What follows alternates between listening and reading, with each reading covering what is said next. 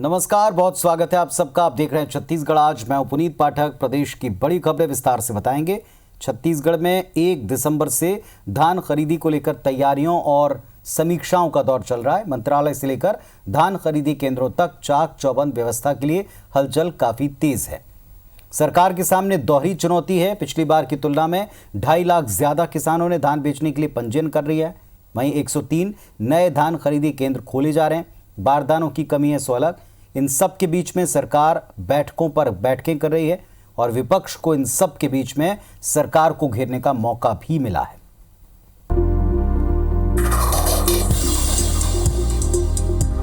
एक दिसंबर से होने वाली धान की खरीदी के लिए प्रदेश में 4.25 लाख गठान बारदानों की जरूरत है, लेकिन अब तक 1.5 लाख गठान बारदाने की स्वीकृति ही सरकार को मिली है। बाकी बारदानों की आपूर्ति मिलरों से की जानी है। पहली बार प्लास्टिक बैग में भी धान खरीदी की तैयारी की जा रही है। इसके लिए टेंडर भी जारी कर दिया गया है। दूसरे राज्यों से लाए जाने वाले धान को रोकना भी सरकार के लिए बड़ी चुनौती होगा। इन सभी समस्याओं को लेकर आज खाद्य मंत्री अमरजीत भगत ने विभाग के अफसरों की बैठक ली। बारदानों की व्यवस्था से लेकर टोकन सिस्टम तक अफसरों को निगरानी की जिम्मेदारी दी गई है। जिले के सभी कलेक्टर एसपी को बिचौलियों पर तुरंत कार्रवाई के निर्देश दिए गए हैं। समय पे धान खरीदी प्रारंभ हो, किसानों को किसी प्रकार का दिक्कत न हो। जहाँ पर नए धान खरीदी केंद्र हम खोलने जा रहे हैं, वहाँ पर मूलभूत जो आवश्यकता है उसके लिए भी सभी कलेक्टरों को निर्देशित किया गया है कि अपने स्तर पर पूरा व्यवस्था करेंगे। इधर भाजपा धान खरीदी में देरी और धान खरीदी की व्यवस्था और बारदाने की कमी और पैसों के भुगतान को लेकर भी निशाना साध रही है। वहीं जनता कांग्रेस छत्तीसगढ़ ने सरकार के खिलाफ धान सत्याग्रह करने का ऐलान किया है। मुख्यमंत्री भूपेश बघेल ने कहा है कि इस वित्तीय वर्ष के पहले ही किसानों को धान खरीदी की चौथी किश्त दे दी जाएगी। धान खरीदी 1 नवंबर से ये कर सकते थे, लेकिन इनका प्रयास ये है कि पहले जो छोटे किसान हैं वो बिचौलिए को धान बेच दे औने पौने दाम पर, और बिचौलिए के माध्यम से सरकार खरीदी करे, जिससे बिचौलिए को लाभ हो सके। वास्तविक में ये सरकार नहीं चाहती कि किसानों को सीधा लाभ मिले, और इसीलिए बोरे का बहाना बना रही है। तो धान खरीदी के मामले में सरकार पूरे किसानों के साथ में अन्याय कर रही है। उनकी जमीनों का रकबा काटा जा रहा है, उनकी जमीनों की गिरदावरी की जा रही है। सरकार खाली बहानेबाजी कर रही है। 4 किस्त में देने का फैसला लिया, जिसमें 21 मई, 20 अगस्त, 1 नवंबर और उसके बाद मैंने उसी दिन घोषणा कर दी थी कि इसे वित्तीय वर्ष के पहले ही, इसी वित्तीय वर्ष में चौथी किस्त दे दी जाएगी, मतलब मार्च के पहले। छत्तीसगढ़ में धान और किसान दोनों ही सबसे संवेदनशील मुद्दे हैं। यही वजह है कि सरकार धान खरीदी में किसी तरह की अव्यवस्था नहीं होने देना चाहती है, लेकिन विपक्ष भी किसानों के हित चिंतक बनकर ये नजरें गड़ाए हैं कि कहीं किसानों को कोई परेशानी ना हो। Bureau report, IBC 24। गरियाबंद जिले की समीक्षा बैठक लेने पहुंचे प्रदेश के गृह मंत्री ताम्रध्वज साहू ने निर्माण वाले विभागों के अधिकारियों को चेतावनी दी। कहा कि गुणवत्ता से कतई समझौता नहीं चलेगा। सख्त लहजे में कहा कि अब कार्रवाई केवल ठेकेदार पर नहीं बल्कि अधिकारियों पर भी होगी। मंत्री ने ओडिशा से पहुंचने वाले धान को रोकने के लिए हरसंभव प्रयास के निर्देश दिए। आने वाले बजट के लिए अभी से तैयारी करते हुए जरूरी कार्यों की सूची में ऊपर रखने के लिए कहा है। मंत्री ताम्रध्वज ने कहा कि पुल पुलिया नहीं होने के कारण कोई बच्चा शिक्षा से वंचित नहीं होना चाहिए। उन्होंने जरूरत के हिसाब से पुल पुलिया का निर्माण बरसात के पहले करने के निर्देश दिए। साहू ने राजिम के लिए मेला स्थल बनाने की आरक्षित की गई 54 एकड़ भूमि पर विस्तृत कार्य योजना बनाने के निर्देश भी दिए। वहीं विधायक अमितेश शुक्ला ने मेले के दौरान राजिम में शराबबंदी की मांग की।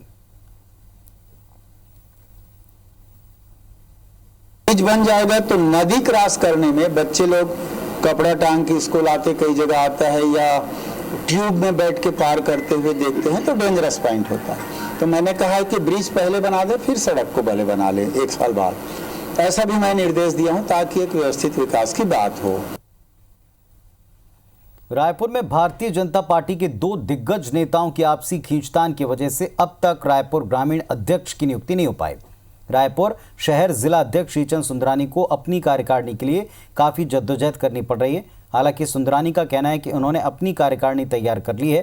प्रदेश संगठन महामंत्री और राजधानी के 2 दिग्गज नेता बृजमोहन अग्रवाल और रायपुर पश्चिम के पूर्व विधायक की स्वीकृति भी ले ली है। वहीं 1 सप्ताह के अंदर रायपुर शहर जिला की कार्यकारिणी घोषित कर दी जाएगी। उनकी कार्यकारिणी में 2 महामंत्री, 6 उपाध्यक्ष और 6 मंत्री होंगे। इस बार 3 महिलाओं को भी जगह दी गई है। सुंदरानी ने कहा कि उनकी कार्यकारिणी में पार्टी के अनुभवी और ऊर्जावान लोगों का समावेश किया है, ज्यादातर नए चेहरों को शामिल किया है।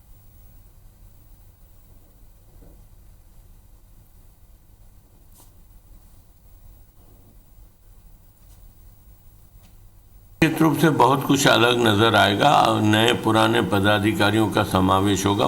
बड़ी संख्या में नए चेहरे शामिल किए जाएंगे इस प्रबंध समिति में। कार्यकारिणी में महिलाओं को प्रतिनिधित्व दिया जाएगा। पिछड़े और अनुसूचित जाति जनजाति को प्रतिनिधित्व देंगे। सभी वर्गों को प्रतिनिधित्व। देश में सुरक्षा बलों के लिए सबसे मुश्किल और माओवादियों के लिए सबसे मजबूत इलाका सुकमा, दंतेवाड़ा और बीजापुर के तेलंगाना से लगे सीमाई जंगल में नक्सलियों की हलचल एक बार फिर तेज है। नॉर्थ तेलंगाना और तेलंगाना स्टेट कमेटी के सीनियर लीडर हरिभूषण और दामोदर की गतिविधियां इलाके में लगातार बताई जा रही हैं। इधर नक्सली सक्रिय भी हैं। सुकमा के केरलापाल के बड़े सट्टी गांव में नक्सलियों ने नए बने अस्पताल भवन में तोड़फोड़ कर क्षतिग्रस्त किया। यही नहीं, एक स्कूल भवन को भी नुकसान पहुंचाया। नक्सलियों को बड़े सट्टी गांव में पुलिस द्वारा कैंप खोलने की आशंका थी, जिसके मद्देनजर अस्पताल भवन को नुकसान पहुंचाया। नक्सलियों ने बड़े सट्टी पहुंचने वाले मार्ग पर दर्जनों पेड़ काटकर गिरा दिए। पुलिस और फोर्स लगातार मुस्तैदी जारी रखे। कांकेर की मुठभेड़ में बस्तर पुलिस को बड़ी कामयाबी मिली। मारे गए 3 माओवादियों के पास से एक SLR, एक X95 अत्याधुनिक हथियार CRPF जो इस्तेमाल करती थी वो बरामद हुई है। पुलिस का कहना है कि वे इन बरामद हथियारों के जरिए ये पता लगाएंगे कि ये पुलिस पार्टी से लूटे गए हथियार हैं या माओवादियों ने इनको कहीं बाहर से खरीदा है। मुख्यमंत्री भूपेश बघेल ने कहा कि हर बार देखा जाता था कि नक्सली पुलिस कैंप पर हमला करते हैं, लेकिन इस बार हमारे पुलिस के जवानों ने नक्सलियों के कैंप पर हमला किया, उनको मात दी।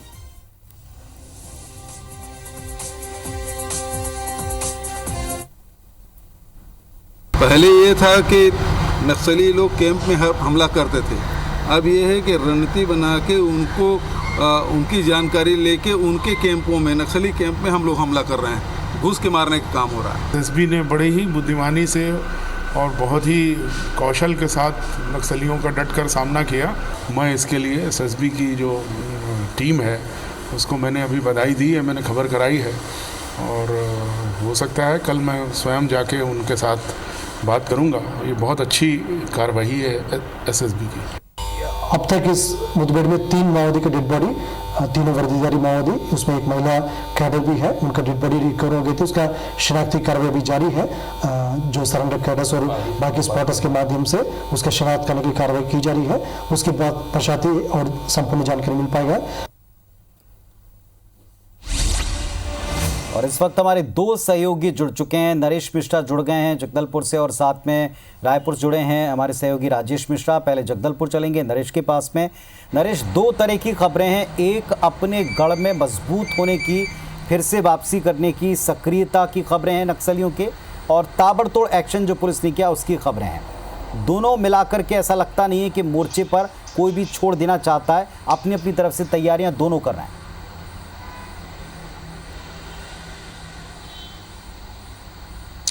बिल्कुल ठीक कहा पुनीत आपने। और नक्सलियों के लिए तो ये देश में सबसे बड़ा केंद्र है। और आप देखिए कि जो कांकेर में भी जो नक्सली मारे गए हैं, फिर राजनांदगांव इलाके में, बालाघाट इलाके में जो नक्सली मारे जाते हैं, अगर आप उनकी जानकारियां देखें तो आपको मालूम चलेगा वो लोग कोई बीजापुर का रहने वाला है, कोई सुकमा का रहने वाला है। तो ये एक तरह से माओवादियों के लिए फैक्ट्री है जहाँ से मिलिट्री लेवल के कैडर्स को, ट्राइबल्स को वो तैयार करते हैं, जो कि दूसरे राज्यों में भी जाके माओवादी संगठन के लिए, नक्सल संगठन के लिए उन इलाकों में जाकर के ये जो माओवादी आंदोलन है इसको चलाने की कोशिश कर रहे हैं और वहाँ पर मुठभेड़ों में मारे जाते हैं। आज भी जो कांकेर में मारे गए हैं इनमें 2 लोग बीजापुर ज़िले के ही रहने वाले हैं। और ये बताता है कि ये इलाका कितना महत्वपूर्ण है देश में माओवादियों के लिए, और शायद इसीलिए इसको देश में माओवादियों की राजधानी भी कहते हैं।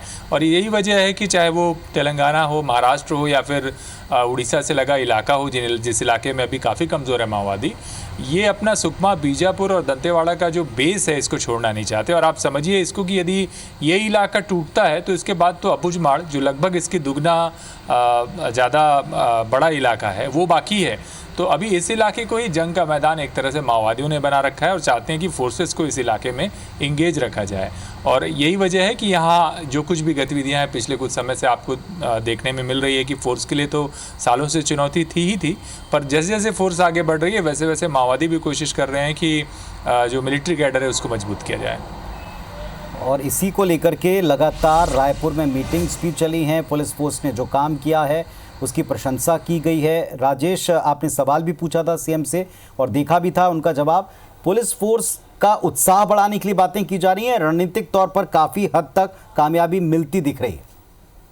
जी बिल्कुल, अगर हम बात करें तो आज जो भानु प्रतापपुर में जो घटना घटी है उसके बाद से लगातार मीटिंग का दौर जारी है, क्योंकि ये बात भी सही है कि एक तरफ तो एसएसबी के जवानों ने नक्सलियों को मुंहतोड़ जवाब दिया, 3 नक्सली मारे गए हैं, विदेशी पिस्टल उनके पास से मिली है, इसमें से एक महिला नक्सली। और जो हमारे पास भानु प्रतापपुर से जानकारी मिल रही है उससे पता चल रहा है कि ये सभी बड़े इनामी नक्सली थे, तो ये एक बड़ी सफलता मानी जा रही है। वहीं दूसरी अगर हम बात करें तो सुकमा इलाके में, जगदलपुर के जो तेलंगाना से लगे वाले जो इलाके हैं वहां पे नक्सलियों की सक्रियता भी देखने को मिल रही है। तो पुलिस के लिए एक तरफ खुशी की बात है कि 3 नक्सलियों को गिराया, बहादुरी का परिचय दिया, डीजीपी उनकी तारीफ कर रहे हैं, मुख्यमंत्री उनकी तारीफ कर रहे हैं, तमाम अफसर उनकी तारीफ कर रहे हैं। मगर चिंता की बात यह है कि नक्सलियों के बड़े नेता जो हैं अभी छत्तीसगढ़ में सक्रिय हैं और लगातार भ्रमण कर रहे हैं। चूंकि पुलिस ने पहले ही बताया, पुलिस ने अपनी रणनीति बदली है कि अब पुलिस जो है इंटेलिजेंट बेस्ड ऑपरेशन कर रही है, मतलब जहां पर नक्सलियों की सक्रियता दिखती है वहां पर सर्चिंग ऑपरेशन चलाया जाता है, अब सर्चिंग की जाती है, पेट्रोलिंग की जाती है, इस तरह की कार्रवाई यहाँ पर कर रहे हैं। मतलब निश्चित रूप से नक्सलियों की सक्रियता यहाँ पर बनी हुई है। और इसको लेकर जब हमने डीजीपी से बातचीत की तो उन्होंने भी इस बात को स्वीकार किया कि नक्सलियों के बड़े लीडर अभी छत्तीसगढ़ में हैं, क्योंकि अभी टीसीओसी जो उनका जो कार्यक्रम चलता है उसके तहत बड़े नक्सली जो है बॉर्डर पार करके छत्तीसगढ़ आते हैं, तो ये समय बड़े नक्सलियों के आवागमन का रहता है। मगर उन्होंने ये बात भी जरूर बोली है कि हमारी जो रणनीति है वो रणनीति अब नक्सलियों के कैंप में, उनके मांद में जाकर हमला करने की, और पिछले कुछ दिनों से जो छत्तीसगढ़ पुलिस को और वहां तैनात फोर्स को जो सफलता मिली वो इस बात को साबित करती है कि हम नक्सलियों से 2 कदम आगे बढ़कर उनको खत्म करने की कोशिश में लगे हुए हैं, और आज की ये घटना इस बात को साबित भी करती है। जी चलिए, तो स्थिति है कि दोनों तरफ से, जैसा हम कह रहे थे कि दोनों तरफ से तैयारियों पर और समीक्षाओं पर फोकस किया जा रहा है, लेकिन अगर ये गढ़ टूटा तो वास्तव में समस्या की जड़ की तरफ एक बड़ा प्रहार हो सकता है, और इसके लिए हौसला अफजाई भी जरूरी। बहुत शुक्रिया आप दोनों का जुड़ने के लिए और सारे डिटेल के लिए। झीरम घाटी हत्याकांड के मामले में गिरफ्तार हुए नक्सलियों कवासी कोसा और हिडमा की जमानत याचिका बिलासपुर हाईकोर्ट की डिवीजन बेंच ने खारिज कर दी है। एनआईए कोर्ट से जमानत याचिका खारिज होने के बाद दोनों ने हाईकोर्ट में जमानत याचिका दाखिल की थी। सुनवाई की कोर्ट ने यह फैसला सुना दिया। 25 मई 2013 को झीरम कांड में जिन नक्सलियों की गिरफ्तारी हुई उनमें कवासी कोसा और हिडमा शामिल हैं। 3 दिन बाद भारी हथियारों के साथ कोसा और हिडमा की गिरफ्तारी हुई थी। मामले की सुनवाई जस्टिस एम श्रीवास्तव के डिवीजन बेंच ने की है।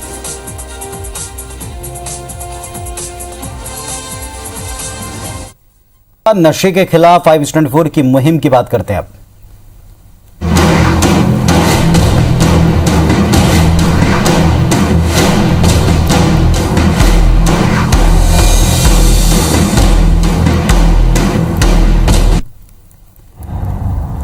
और बड़ी खबर रायपुर से, नशे के खिलाफ IBC 24 की मुहिम रंग लाई है। रायपुर पुलिस का संभव है अभियान रायपुर पश्चिम विधानसभा क्षेत्र से शुरू हो चुका है। विधायक विकास उपाध्याय ने इसकी शुरुआत की है।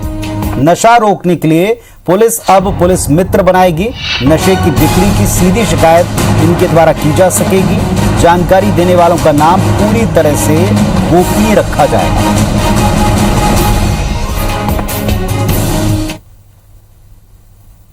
कम्युनिटी पुलिसिंग इनिशिएटिव के तहत एक प्रोग्राम किया जाए और उसी प्रोग्राम में ये संभव है। हमने माना है कि अगर कोई भी इंसान ठान ले तो वो चीज़ संभव है। तो संभव है के नाम पे रायपुर पुलिस ने अभी एक आज प्रोग्राम प्रारंभ किया है कुकुरबेड़ा क्षेत्र से, और नशे के खिलाफ हम लोगों को जोड़ेंगे। मोहल्ले वाले मिल के उसके घर में जाकर जागरूक करने का प्रयास करेंगे तो हो सकता है हम इस बहुत बड़ी चीज़ों से हमको छुटकारा मिल सकता है। इसलिए एक अभियान पुलिस के द्वारा है, और मैं ऐसा समझता हूँ कि जनमानस के साथ जुड़कर अगर किसी अभियान को हम चलाते हैं, हम जनमानस को ओनरशिप देंगे, उनके साथ काम करेंगे, उनके साथ बैठकर बात करेंगे, तो मैं समझता हूं कि हम इसमें सफल हो जाएंगे।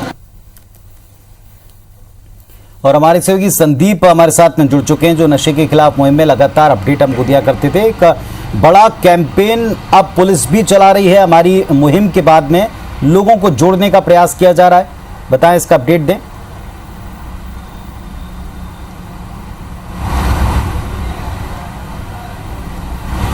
देखिए पुनीत जी, हम लगातार अपने अभियान के दौरान कहते रहे हैं कि जो पार्षद या जनप्रतिनिधि अपने वार्ड या क्षेत्र में बिजली, पानी, सड़क की शिकायत करते हैं, अगर वो नशे के खिलाफ लामबंद हो जाएंगे तो समाज को बहुत बड़ी जीत मिलेगी और इस नशे से, जिसके चंगुल से बाहर आ सकेंगे लोग। और कहीं ना कहीं यही हुआ है कि IBC 24 की मुहिम के साथ साथ पुलिस की एक मुहिम शुरू हुई है, संभव है, जिस पे विधायक विकास उपाध्याय साधुवाद है, वो बढ़ चढ़कर सामने आए। बहुत बड़ा कार्यक्रम जो है रायपुर पश्चिम के खुकुरबेड़ा में आयोजित किया गया, जिसमें सैकड़ों की संख्या में महिलाएं शामिल हुई थी।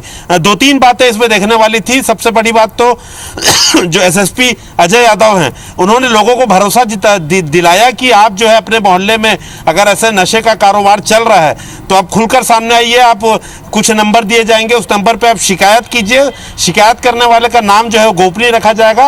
अलग अलग जो ग्रुप्स हैं उनसे लोगों को जोड़ा जाएगा। इसमें महिलाओं का जबरदस्त जो है उत्साह देखने को मिला। महिलाएं खुलकर सामने आई।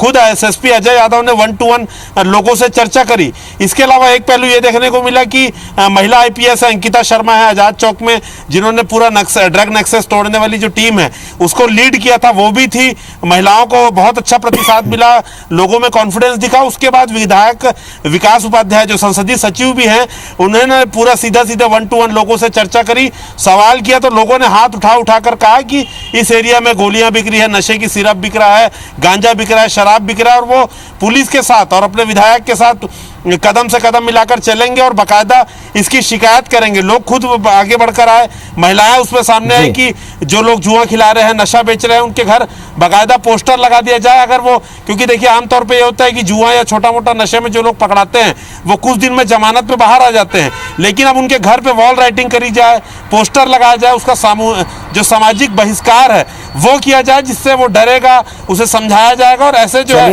इसको दूर किया जाएगा। नशे करते हैं कि ये जो मुहिम है ये अपने मकसद में कामयाब हो, क्योंकि मकसद हमारा भी ये था कि लोग भी अवेयर हों, लेकिन इस सूचना का, गोपनीय सूचना का सही इस्तेमाल करते हुए फौरन कार्रवाई होना बेहद जरूरी है। ये बात आप भी समझते हैं और उम्मीद करते हैं कि ऐसा होगा। बहुत शुक्रिया आपका जानकारी के लिए। भारत सरकार के पत्र सूचना कार्यालय भोपाल और आयकर विभाग की ओर से 2 विशिष्ट कार्यक्रमों का आयोजन किया गया। विवाद से विश्वास और फेसलेस असेसमेंट, इस विषय पर आयोजित वर्चुअल मीडिया संवाद भी हुआ। इसे संबोधित करते हुए मध्य प्रदेश और छत्तीसगढ़ के प्रधान मुख्य आयकर आयुक्त RK पालीवाल ने कहा कि विवाद से विश्वास कार्यक्रम से करदाताओं का विश्वास बढ़ेगा।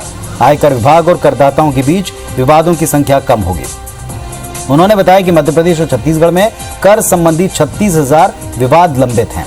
वर्चुअल मीडिया संवाद भी हुआ। इसे संबोधित करते हुए मध्य प्रदेश और छत्तीसगढ़ के प्रधान मुख्य आयकर आयुक्त RK पालीवाल ने कहा कि विवाद से विश्वास कार्यक्रम से करदाताओं का विश्वास बढ़ेगा। आयकर विभाग और करदाताओं के बीच विवादों की संख्या कम होगी। उन्होंने बताया कि मध्य प्रदेश और छत्तीसगढ़ में कर संबंधी 36,000 विवाद लंबित हैं।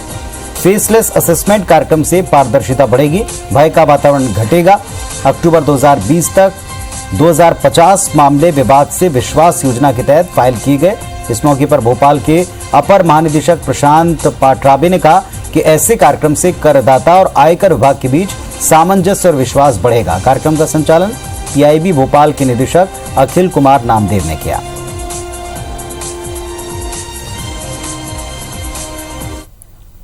तो इस बुलेटिन में फिलहाल इतना ही। खबरों अपडेट्स के लिए आप देखते रहिए IBC 24। नमस्कार।